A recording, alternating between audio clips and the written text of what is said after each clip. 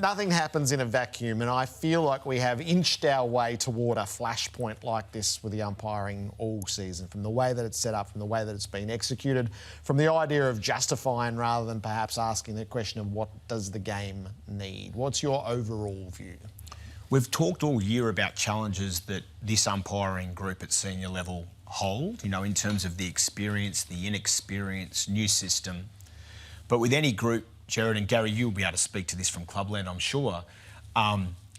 Leadership and messaging needs to be really clear. And when you've got 42 people who've got to go out and align and be congruent in the manner in which they observe the game and then officiate the game, you can't have anyone leaving the room not on message. And throughout this year, we've just seen a spate of examples that leads me to believe that there's a problem or a disconnect with some of that. And that's the challenge that any group faces.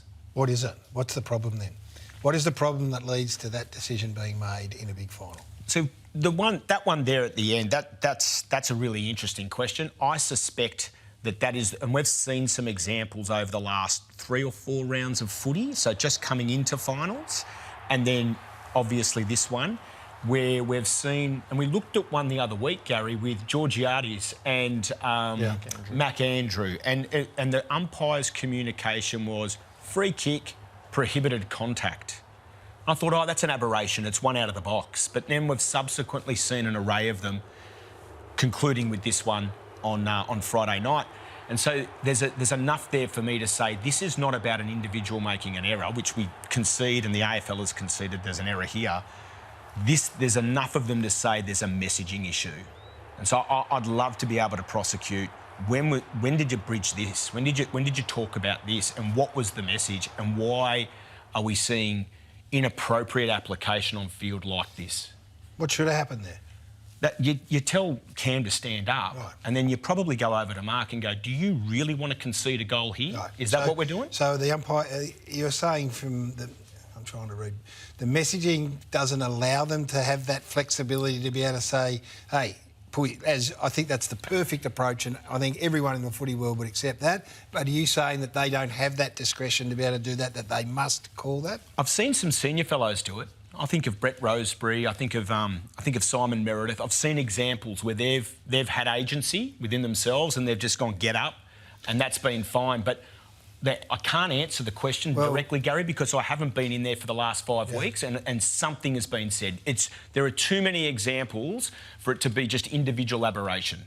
So lay it out, the prohibited contact for us, then we'll go through how we got here. There's a couple of buckets with prohibited contact. So it's anything to do that's outside the laws of the game with contact with an opponent. It can be holding, it can be high tackle, it can be in the back, and what have you. You're allowed to make contact with an opponent, obviously, and then force is a key part of it. But where prohibited contact comes in from a practical application is we don't want players picking players off, so where they wouldn't otherwise expect to be met, and we don't want players taking the law into their own hands and having a free hit. So an example might be any striking action with a closed fist, regardless of force, is to be paid as a free kick. The umpire has no discretion whatsoever. But then in the other areas, and we're talking about push in the back, we're talking about the other ones, it needs to reach a threshold of force to warrant intervention. And we'll see some examples of this evening. I think probably, Gerard, from my perspective, we're getting a little cute around our messaging, and what this is going to cause is a catalyst for increased levels of staging and flopping, and I think we can unpack some of these. Yeah, so the risk is this weekend, if you're a forward in a tight game at a key moment and you get contact, will I take my chances here? And down you go, and that doesn't help the players, it doesn't help the umpires, and it doesn't help the spectacle of the game. So how did we get here? You've picked 2 moments from late in the season. Yeah, so from my perspective, I was at the game at North Melbourne played Adelaide at Marvel Stadium, and I'm down on the interchange area, so I saw Rory Laird come onto the field, and his opponent is making his way towards the goal square, and Rory's going, he's going to outleg me. So if I block him and check his run, I can stop that from happening. Now, his opponent does not reasonably expect to be met. He's met forcefully, and it's dangerous. And so that's a perfect example of where a free kick would be warranted, yeah? So that's prohibited. That is absolutely prohibited contact. pay that every time. They're very Georgiades hard and to Andrew see. is not. But the other two, the other example that we have there, which is the Georgiades and McAndrew, we've just got a couple of players who have... He's just flopped to the ground once he's felt contact. There's nothing in that whatsoever. And we've tumbled in and awarded a free kick. Both players know what's going on. It's not forceful. It's within the realms of the next kicked and active play, so you're expecting a level of contact. We don't need intervention there. Are they panicking that much that they're going to get hauled over the coals if they don't call it? I love That's this. the only answer you can get out of that. So it's a terrific... It's a curiosity piece because I don't want to stamp it, but I agree with you. Is it to do with education messaging or is it assessment and appointment?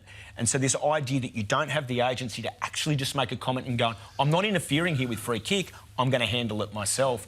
And I feel as though that's been watered away over the years, Garry. I don't want to single the umpires out because it's not about individual umpires, but I would love to talk to that umpire and just ask him or her, whoever it is, what is going through your mind, because that is not football that we want in any way, shape or form our game to represent free kicks like that. And I suspect on review they will feel similarly, and which is why I'm saying what is great, which is what I've asked right from the start. What is the messaging that collectively has been delivered?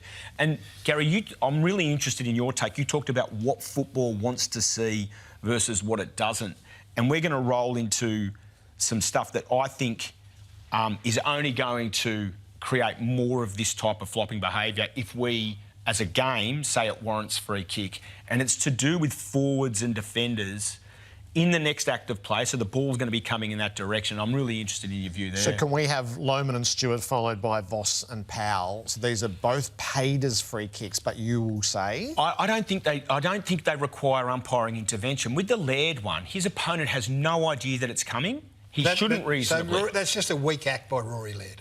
He was a great fella and he'd be disappointed with that. Absolutely. No brainer. But I want to try and distinguish the difference between that and the two we're going to look at now. The two we're going to look at now, you have opponents who are engaging with one another, and Tom Stewart, now that's a forceful push. No one would argue with that. But Lohmann knows it's coming. He even if he doesn't look, if he's not eyeballing Tom Stewart, he knows it's coming. You go and watch Dane Rampy for 2 hours. That bloke... He's the busiest footballer in Australia. He spends his whole day getting his oppo in a position, because he's always undersized, putting him in a point on the field where he knows where he's going to defend. Now, this one here, Powell goes to wrap him up.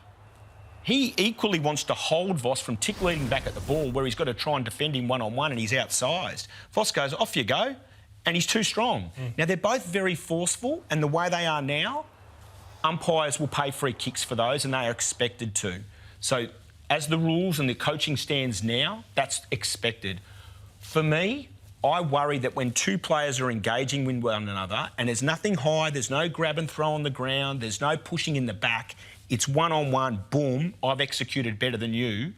I don't know whether we want to be paying free kicks for that, because what are we going to see for the next fortnight?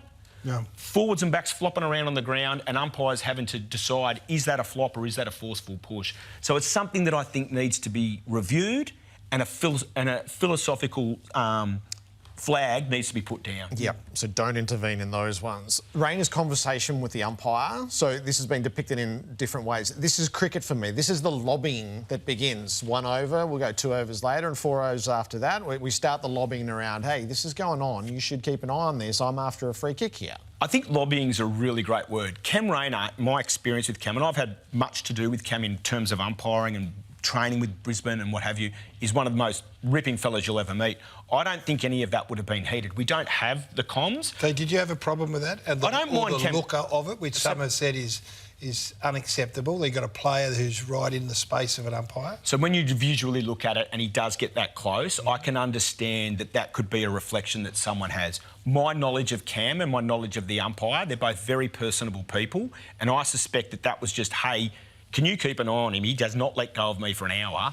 And then all of a sudden we come to this. So the lobbying piece is, I think, the most accurate way to describe it. Pre-microphones, what might you have said?